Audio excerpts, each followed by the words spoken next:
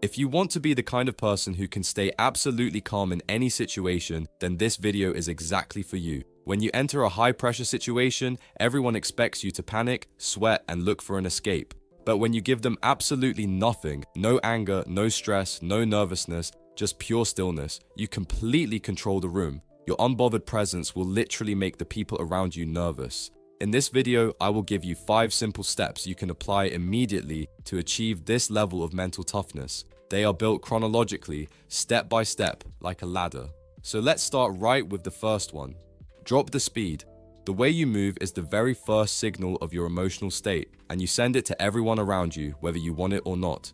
Nervous people move fast, they talk fast, they walk fast. Their hands are always doing something, tapping, fidgeting, or adjusting things. All of that movement sends one clear signal to everyone around you. This person is not comfortable. They are trying to escape something. Here is the simplest thing you can do to change how you come across in any situation. Starting right now, after watching this video, slow everything down. Your walk, your speech, your hand movements, even the way you turn your head. Not so slow that you seem strange, just enough to show that you're not in a rush, that you have nowhere more important to be. The image I want you to keep in your head is very simple and easy to remember. Move like a lion. The lion is a predator at the top of the food chain. It has nothing to fear and nothing to prove, so it does not rush, it does not fidget. Every movement is deliberate, slow, controlled, and intentional. It moves like it owns whatever space it is in. Now compare that to a deer. A deer is always scared. It looks around nervously, moves hectically, and is ready to run away at any second.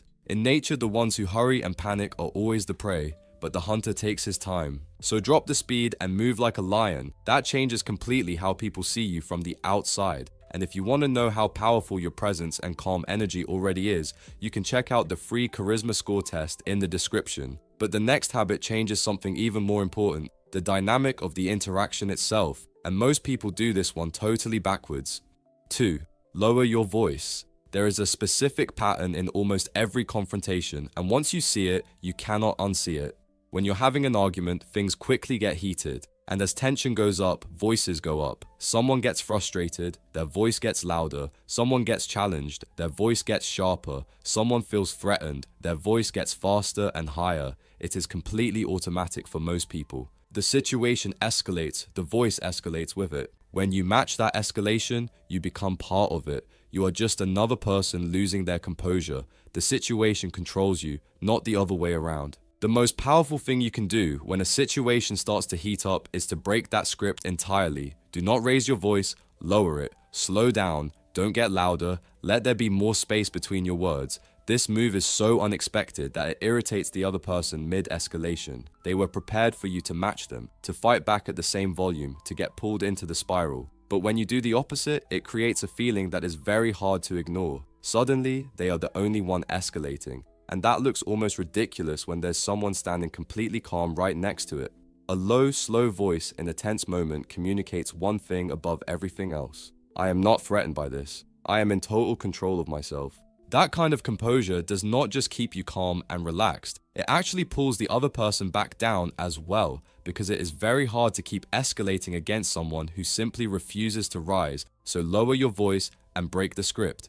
Great, now you're in control of your voice, but even more important than your voice is your ability to stay completely unbothered in general. 3.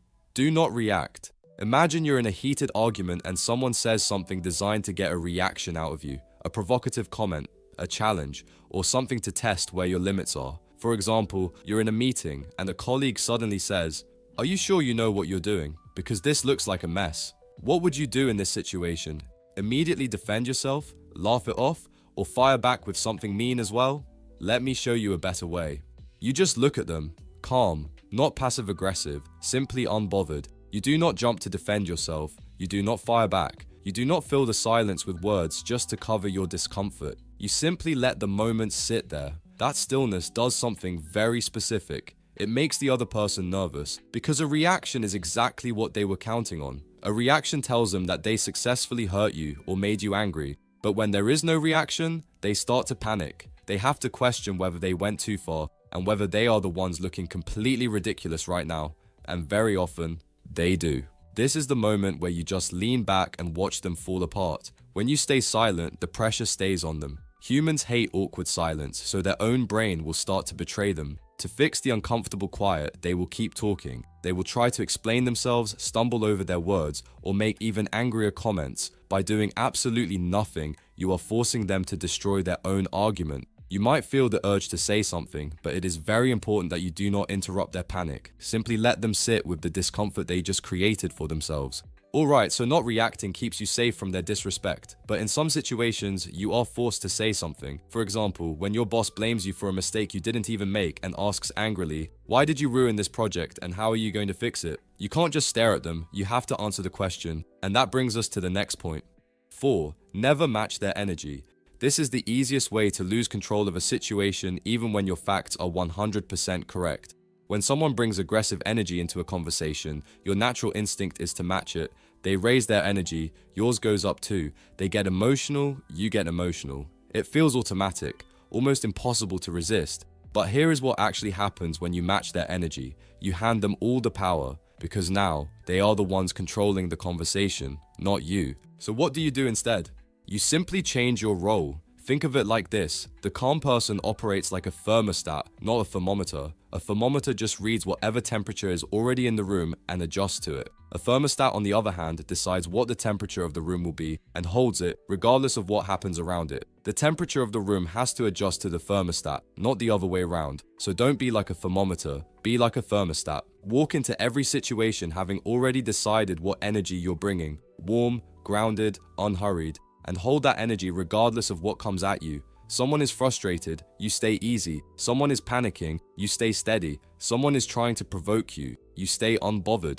That is what it means to own the energy of a room and be so calm that the people around you start to feel nervous. Not by being the loudest, by being the steadiest. Perfect, you now control the energy. But there is one final habit that most people fall into right at the end, and it quietly undoes everything they just built. 5. Never over-explain. Here's something I learned way too late. Every unnecessary word you add after you've already made your point is a small signal of insecurity. Watch what happens when someone feels defensive or pressured. They explain themselves, then they explain the explanation, then they add more sentences just to make sure the other person understood. Then they check, does that make sense? Then they soften it. I mean, I could be wrong, but by the end, the original point has disappeared under a mountain of unnecessary explanations, and the other person has registered. This person is not sure of themselves. They need my agreement before they can feel okay about what they said. Calm people do not do this. They say what they mean, once, clearly, and then they stop. They know exactly that the other person heard and understood what they said. They are simply not afraid of that short, awkward silence after making their statement. And that is where their real power shows. They don't blink, they don't take back their words, and they don't apologize for having an opinion. They just let the silence sit there. This exact moment is what makes the other person so nervous, because they are not used to someone standing their ground with such absolute strength. So here is the rule. Say it once, say it calmly, then stop. If someone did not understand, they will ask. If someone disagrees, let them. You do not need to convince everyone of everything. You just need to be honest, authentic, and clear. And let that be enough. The moment you stop over-explaining, something shifts. People start listening more carefully the first time because they know there will not be a second version. Your words carry more weight because there are fewer of them, and you come across as someone who is so sure of themselves that they don't need to convince anyone else. Don't over-explain yourself. Stand behind your words instead of making them sound small. Speak your truth and let the silence afterwards do the work for you. If you want to find out how steady and powerful your presence already is, you can take the free charisma score test in the description. It is completely free, takes under 3 minutes, and calculates your exact charisma score as well as your charisma tier from D to S+. It's the perfect way to see how much of your hidden potential you're already using. The link is in the description.